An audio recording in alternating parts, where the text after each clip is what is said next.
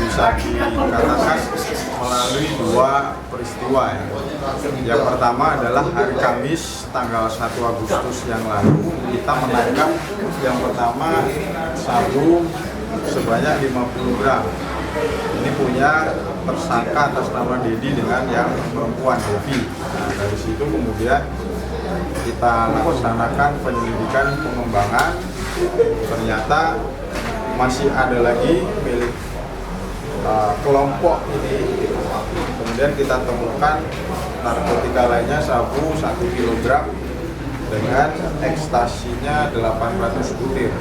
Ini mereka dalam satu kelompok, tetapi kita tangkap yang pertama hari Kamis, kemudian yang kedua hari Minggu.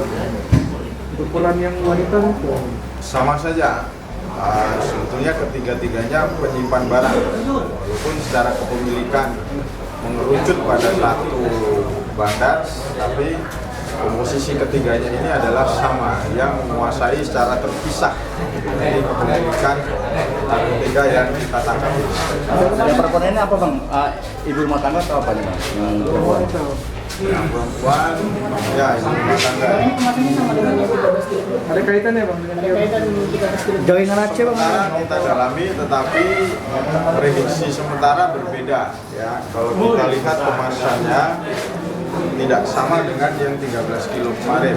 Justru ini sama dengan, kalau rekan-rekan ingat dulu kita pernah bekerjasama dengan Polda Metro Jaya. Ya, ada yang 50 kilo. Yang 50 kilo itu kemasannya sama dengan barang yang waktu. Kemasan kopi bang?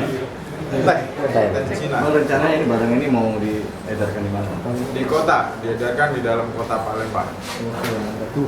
Kita simpulkan ini belum mengait ke jaringan luar kota, ini masih di dalam kota, tapi masih kita dalami.